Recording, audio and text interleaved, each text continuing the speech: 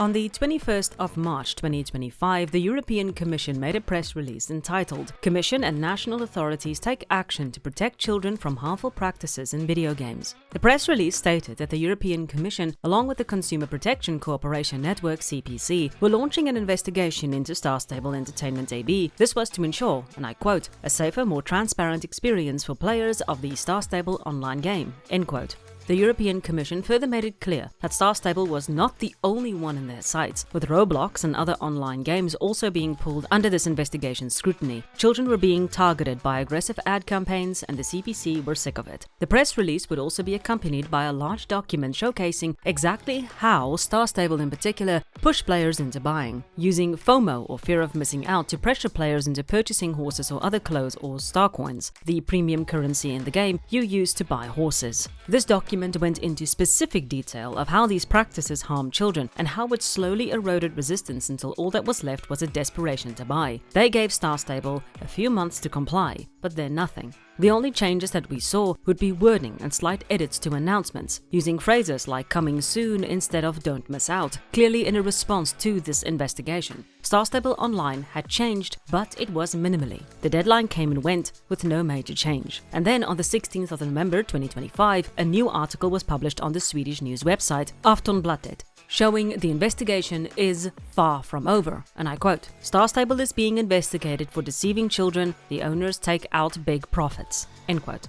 This is now the third video I'm making on this topic, covering the investigation into SSO by the CPC, and this will only cover the newest article. So if you want to see a deep dive into the document or just watch the entire series, please be sure to check out this playlist here. To be clear, I will be using Google Translate on this article, so if I miss any nuance, please don't hesitate to let me know. But before we get into all of that, I'd like to thank all of my Ko-Fi supporters for being more awesome than a merch shop, which I now have. Shirts, beanies, stickers, and so much more are on my store, and you can go buy it, maybe for Christmas, or just to burn. Whatever makes you feel better. Link is in the description below. On with the video.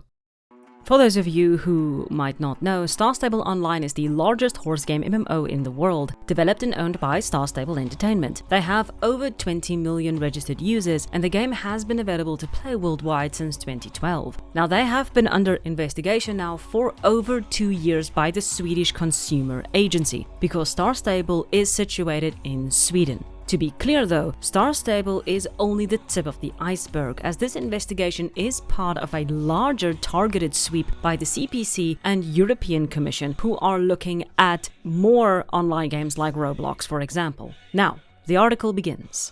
Over the past 3 years, parents in Sweden have demanded at least 1.4 million Swedish krona in refunds for digital currency that their children have bought in online games, according to a recent compilation made by the news agency Siren. Several of the game manufacturers' business models are described as being cynically designed to manipulate young players. As it looks now, unethical sale techniques are being used, and it is being done with children as customers, says Theo Torresson, psychologist at Save the Children. End quote.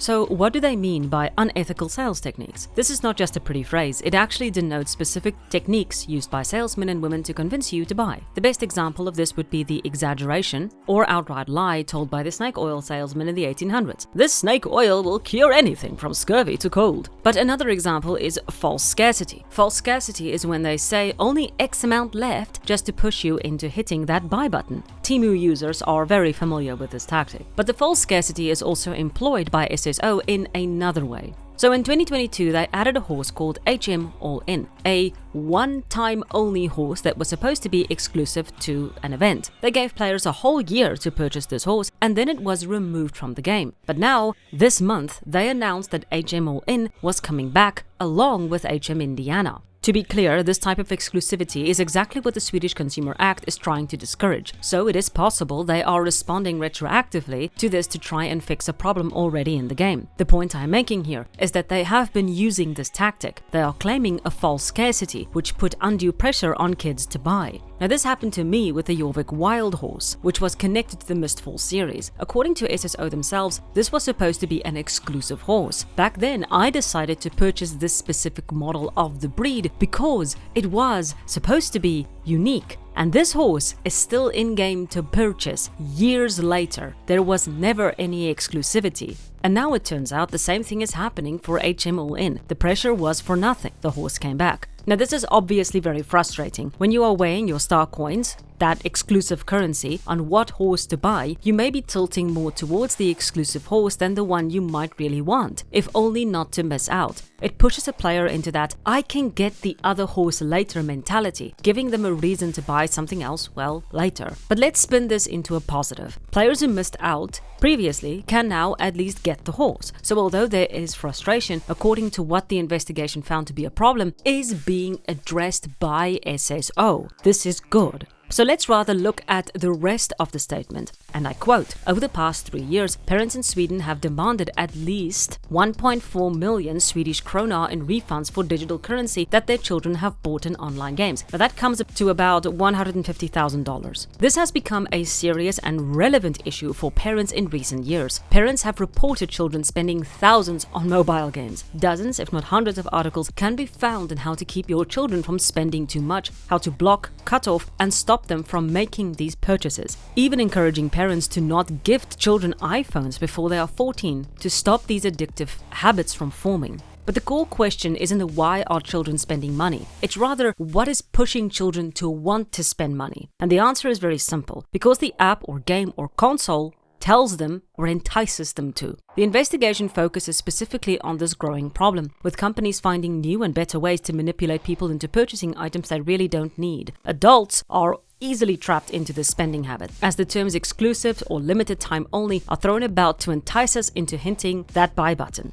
A lot of studies have been done on this specifically. Now for children, I can already hear the argument though. The parents are responsible for their spending. But we must consider that there are parents who do check if the game is suitable for their children. And sometimes the game just lies. Star Equestrian, a game from Foxy Ventures, has in its terms of service a clear statement that this game is meant for 13+. The reason for this is simple. Star Equestrian has the in-game purchases includes random items interactive element. This element, as described by the ESRB system in North America, covers items bought without knowing what the item will be beforehand, like a loot box or a gacha. And the rating for this interactive element is T or teen, as in 13+. The reason it's not for kids is because this type of gameplay is dangerous for children who do not always understand how chance and gambling works, and who do not have the mental capacity and emotional maturity to stop themselves from overspending, or even worse, developing addicting habits, which is happening. But on this page, for Star Equestrian's game on the mobile app, it is marked as 4+. So even if parents are taking the time to check the app and make sure it is age appropriate, the companies themselves are not bothering to do so. Because let's be realistic here, this game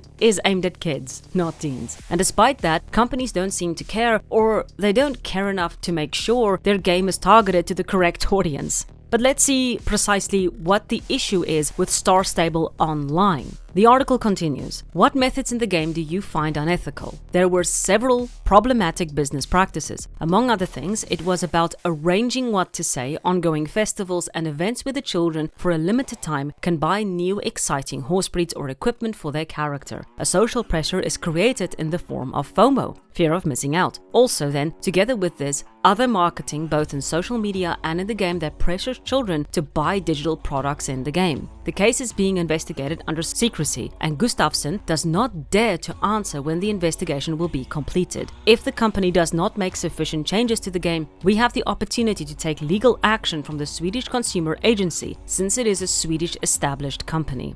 End quote. Despite the changes SSO made to the terms and phrases they now use for news and events, the Swedish Consumer Agency is still not entirely convinced they have done enough. We'll look more into this in a moment. But let's touch on FOMO first, because FOMO is the backbone for a lot of mobile games. Fear of missing out is a phenomena experienced when we feel someone else is having fun and we would like to be part of it. This in of itself is a normal human reaction. When we see someone enjoying a particular dessert at a buffet, we might be more inclined to go and take the same dessert to experience it for ourselves. This method has been used by advertisers and marketers for years. Don't fall behind, get X product now! Although by itself FOMO is not as manipulative, it becomes an issue when social media gets involved, where before we were limited to perhaps an ad and a friend or two telling us to pick up a product, we are now lambasted by social media posts telling us over and over again how much we are missing out. Directly or indirectly, comments will make us feel like we need to be part of an experience, even if we might not have wanted to be part of it before. FOMO can also harbor deeply negative emotions. In an article on FOMO from Simply Psychology, it states, "When experiencing FOMO, you have the urge to be connected to what other people are doing and compare yourself with them. This may lead to feelings of lower self-worth or self-esteem if other people seemingly have better life experiences than ourselves." End quote. Many players do bring up the argument that you don't have to buy. It's not required. These are just items you can get if you choose. So it's really your fault for wanting to buy. But this argument is absolutely futile in the face of online and peer pressure. In 2019, an article was published by Polygon going into how kids were getting bullied in Fortnite for having cheap skins. And I quote, "One student in Tauler's class begged his parents for money to buy a skin because no one would play with him because he wore basic virtual clothes." End quote. Kids find any reason to attack and belittle, and the pressure does not always explode into arguments on the playground. They are often turned back on the parents, where the pressure is hit at the core of a parent's need to not only protect but do right by their kids, even if they don't have the money to do so. And do not for a moment think this pressure is not in SSO. Even if SSO themselves do not put pressure, peer pressure is still prevalent, where clubs demand you have a specific horse, a specific outfit, or a specific hairstyle, each of which cost money or grinding, and by the time you get it all, they change it up. The bullying and ugliness in online games is nothing new, and it is something that was documented again in 2024 in an article from Kotaku, and I quote, "According to Reich, their findings show that how a child appears in a game can play a crucial role in how other kids treat them. Children may experience being called poor if they haven't spent money on their character. Children who have spent money on their in-game character can gain increased attention and other advantages, thus buying popularity," said Camilla Knudsen-Steines, one of the researchers. Later on, the article further states, "Making things worse is that video game publishers have become very skilled at constantly advertising games and in-app purchases to kids. This means it's becoming harder and harder for children to focus on other things in their lives, making the pressure to have the coolest skin grow even worse." End quote. What all of this points to is a deep-rooted need for children to be accepted by peers and friends. They find that acceptance through online games. If they're not gaming or at least wearing a cool skin, they're not cool and they're bullied. Couple this with the psychological effects of FOMO and the argument "you don't have to buy" becomes completely meaningless. And unfortunately, as with things involving kids, it's about to get worse. The article from Kotaku continues. Another problem found in these studies is that kids report being scammed. The researchers suggest that this is because kids lack consumer competence, but are being thrust into situations where they encounter high-pressure sales tactics built around making them feel like they have to act fast or miss out. And when someone comes along promising them cheap currency or a good deal, kids might not realize it's a scam until it's too late. End quote. And this has become a pretty big problem in the world of SSO. In one particular example, Zooey, a scammer and a predator, has become a boogeyman in the Star Stable community. This is a man who asks for nudes from underage children. He uses the allure of star coins, the in-game premium currency in SSO, to get kids to send him pics and video of their bodies. He has done this to dozens of children, maybe more, and he is still active to this day. If you want to learn more, please check out this video I made here. I will warn you, this is a difficult watch. But the point is, if these horses mean so little, and if it was so easy for children to shrug it off, people like Zooey would not be able to sell his cheap hack to desperate kids. Kids want and need these horses, and the reason they believe they do is because SSO and other companies tell them they do. That is the core of the investigation, to protect children from these types of pressures. To trivialize these pressures is to trivialize the experience of a 10-year-old girl. This can be her entire world. The next part of the Aftonblad article goes into the response from Johan Sjoberg, and I quote, Aftonbladet has been in contact with the company's CEO, Johan Sjoberg, who in the conversation asks to receive the questions by email. They are answered later, signed Star Stable Entertainment. We at Star Stable take consumer protection very seriously and welcome the review initiated by the CPC network. We work actively to comply with current regulations and to create a good experience for our players. Our discussions with the CPC network are still ongoing, and against that background, we are not commenting further on that process at this time. And then they ask, have you done anything to change the game and fix these alleged violations in the last 2 years, since the Swedish consumer's initial report? And he replies, we are constantly reviewing our communication in and out of the game, so in the time that has passed, a lot has changed.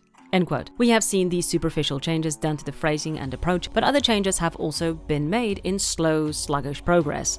Free stable care tickets, where before the only way to get stable care was if you paid star coins, the removal of paying with star coins for travel, free vet care tokens allowing you to get your horse healthy without needing to go to a vet, the removal of selling horses, meaning you can't accidentally lose your entire stable if a friend decides to log in and sell all your horses. This creates some other problems, but if you want to learn more about it, check out Clara's Wolfbridge, who made a quick video on it. Now, all of this is leaning towards a game that is trying to be less predatory and more gamer-friendly. And in some ways, I do think SSO is doing better for the simple fact they are not as bad as Star Equestrian. Star Equestrian lure in children with winged horses that have no pity system, basically selling horses for around $300 if you only get the horse on the last possible pull, and add in more and more ways to squeeze money out of their players every week. The fact that SSO is the flagship for this investigation should not be construed that they are worse than other games. It is truly just a smart PR move. Star Stable is a far larger and more well-known brand than Star Equestrian. It is also older and has a deep connection to Sweden. It is a good way to bring attention to the problem.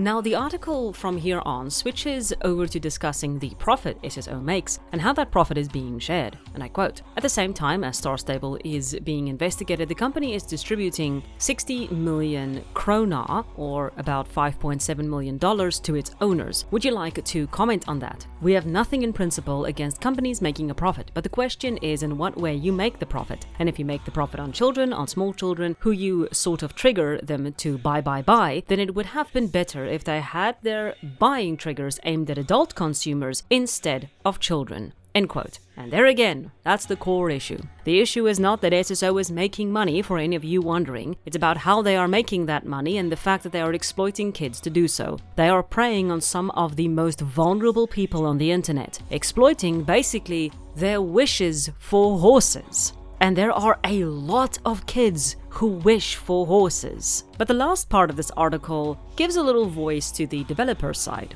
The article explains that the European Commission plans to present new legislation. They want to introduce price transparency, clearer terms and conditions, and the right of withdrawal, all of which is absolutely pro-consumer. But here is the response to this. According to Per Strombach, the operations manager for the computer game industry, he says these changes will be devastating for the Swedish gaming industry. He further says, although he cannot comment on Star Stable directly, he does say that in-game purchases specifically aimed at kids is discussed, and I quote, there is always an ethical discussion within companies that is based on each company's concern for its players and its own values, and it's clear that if you have a game that has a lot of young players, then you might come to different conclusions than if you make a very competitive game aimed at an adult audience, end quote. And that is very true. This issue is really about kids. And the fact is, game developers have made so much money on exploiting child psychology that it has now become a serious problem. These investigations would not be happening if it wasn't a growing issue that has to be addressed.